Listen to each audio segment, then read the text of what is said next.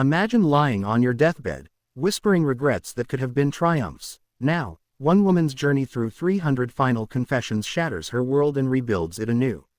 Subscribe now to unlock more life-altering stories that challenge everything you thought you knew about living fully. In the dim glow of hospital rooms, where the air hung heavy with the scent of antiseptic and fading lives, Elena Ramirez had spent the last decade as a palliative care nurse. Her days blurred into nights, tending to the terminally ill, holding hands that grew colder with each passing hour. She was 42, single, and anchored to a routine that felt as unyielding as the beeping monitors around her. Elena had always been the listener, the silent witness to the unraveling of human stories. But it wasn't until she crossed the threshold of her 300th confession that something inside her cracked open, irreparably. It started innocently enough, back in her early 30s when she first took the job at St. Mary's Hospice in a quiet suburb of Chicago. Fresh out of nursing school, Elena saw it as a calling, a way to provide comfort where medicine failed. The patients came from all walks. The wealthy banker whose fortune couldn't buy him peace, the housewife who had sacrificed her dreams for a family that rarely visited, the artist who never sold a single painting. Each one, in their final moments, seemed compelled to unburden themselves. Confessions poured out like water from a breached dam, secrets held for decades, regrets that gnawed at their souls. The first confession that truly stuck with her was from Mr. Hargrove, a retired mechanic in his 80s. His liver was failing, riddled with cancer from years of heavy drinking. As Elena adjusted his IV, he grabbed her wrist with surprising strength. "I never told my son I loved him," he rasped, eyes glassy with morphine and remorse. "Worked 2 jobs, thought providing was enough. Now he's gone, and I can't fix it." Elena nodded, murmuring reassurances, but that night, driving home under a starless sky, she wondered about her own father, estranged after a petty argument years ago. She pushed the thought away, burying it under paperwork and shifts. As the confessions accumulated, 10, 50, 100, patterns emerged. So many spoke of love unspoken, risks not taken. A woman named Clara, dying of emphysema, confessed to abandoning her passion for painting to marry a man who demanded she stay home. "I could have been somebody," she wheezed, clutching a faded sketchbook. "But I chose safety." "Don't do that, dear. Safety is a cage." Elena smiled politely, but inside, she felt a twinge. Her own life was a fortress of safety. A small apartment, a cat named Whiskers, weekends spent binge-watching shows to drown out the loneliness. By the time she reached 200 confessions, Elena had started jotting notes in a worn leather journal. Not for any grand purpose, just to process the weight. Entries like, "Regret number 134, Mrs. Patel. Wished she'd traveled to India to see her roots before arthritis set in." Or, "Regret number 189, Mr. Thompson. Held a grudge against his brother for 40 years over a borrowed car that was never returned. Died without reconciliation." The journal grew thick, a catalog of human frailty. Elena's friends teased her about it, calling her the confession keeper. But she saw it as a shield, a way to distance herself from the raw emotion. Life outside the hospice trudged on. Elena dated sporadically, but relationships fizzled. Men found her too detached, too absorbed in her work. Her mother, living in Florida, called weekly, urging her to settle down. "You're not getting younger, mija," she'd say. Elena would laugh it off, but the words lingered. She volunteered at a local shelter on off days, finding solace in helping the living, but even that felt like an echo of her job. The confessions were bleeding into her dreams now, faces blending into one another, voices whispering accusations. "What about you? What will you confess?" The turning point came with confession number 300. It was a rainy Tuesday in autumn, leaves plastered against the windows like forgotten promises. The patient was Lydia Voss, a 90-year-old former librarian with end-stage heart failure. Lydia was sharp despite her frailty, her room filled with dog-eared books stacked on every surface. As Elena checked her vitals, Lydia motioned her closer. "I've read 1,000 stories," she said, her voice a fragile thread. "But mine, I never wrote it. I dreamed of being an author, traveling the world for inspiration. Instead, I shelved books for others. Fear held me back, fear of failure, of being alone. Now, here I am, alone anyway."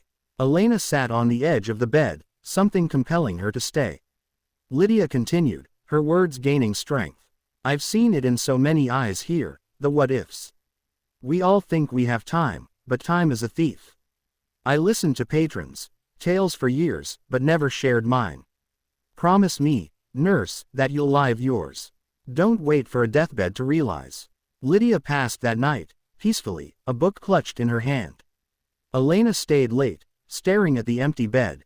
300 confessions, 300 lives distilled into final truths. That night, she didn't go home. Instead, she drove to a nearby diner, ordered black coffee, and opened her journal.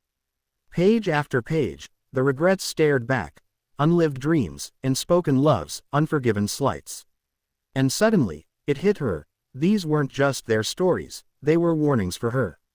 The next morning, Elena called in sick for the first time in years. She paced her apartment, whiskers weaving between her legs. What was her life? A cycle of witnessing death without truly living. She thought of her own regrets bubbling beneath the surface. The art degree she abandoned for nursing stability, the trip to Europe she postponed indefinitely, the rift with her sister over a misunderstanding from college. She grabbed her phone and dialed her boss. I need a leave of absence, she said, voice steady. Indefinite. The first change was small but symbolic. Elena booked a flight to Paris, her dream destination since reading Hemingway in high school. As the plane lifted off, she felt a mix of terror and exhilaration. The city of lights welcomed her with open arms. Cobblestone streets, the Seine's gentle flow, cafes buzzing with life. She wandered the Louvre, tears streaming as she stood before the Mona Lisa, not for the art, but for the freedom of being there. In a small bistro, she struck up a conversation with a stranger, a painter named Julian. They talked for hours about dreams deferred. Life is not a dress rehearsal, he said, echoing Lydia's words. Elena laughed, truly laughed, for the first time in ages. Back home, emboldened, she tackled the harder changes. She called her father, the phone heavy in her hand. Dad, it's me, she began. Silence stretched, then his voice, cracked with emotion. Elena, I've been waiting. They met halfway, in a neutral city, over coffee that turned into dinner. Tears flowed as old wounds reopened and healed. I was stubborn, he admitted. Me too, she replied. Forgiveness wasn't easy, but it was liberating. Next, her sister Maria.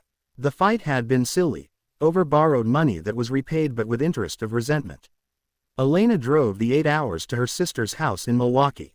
Knocking on the door, heart pounding, she was met with surprise, then hugs. They talked through the night, rebuilding bridges thought burned. Maria confessed her own regrets. A career in law she hated but stuck with for prestige. Your stories from the hospice inspired me, Maria said. Maybe it's time for both of us to change. Elena quit her job permanently, a decision that shocked her colleagues. But you're so good at it, they said. That's the point, she replied. I was good at listening to others' lives, now I want my own. She enrolled in an online writing course, channeling the confessions into a memoir. Words flowed like never before, each chapter a tribute to the 300 souls who had unknowingly saved her. She traveled more, to Bali for serenity, Machu Picchu for adventure, Tokyo for culture shock. In each place, she sought connections, volunteering at orphanages, joining writing groups, even a brief romance in Italy that ended amicably but taught her about passion. Back in Chicago, she started a support group for those facing life transitions, sharing anonymized confessions to inspire change. Don't wait for the end to begin, she'd say, watching eyes light up with realization. Years passed, and Elena's life blossomed. At 50, she published her book, Whispers from the Edge, 300 Confessions That Changed Me. It became a quiet bestseller, touching lives across the globe. Readers wrote letters. Your story made me quit my toxic job, or, I reconciled with my family because of you. Elena found love with a fellow writer, a man who understood the depth of her journey. They married in a small ceremony, surrounded by friends old and new. But the true measure of change came on quiet nights, when Elena reflected.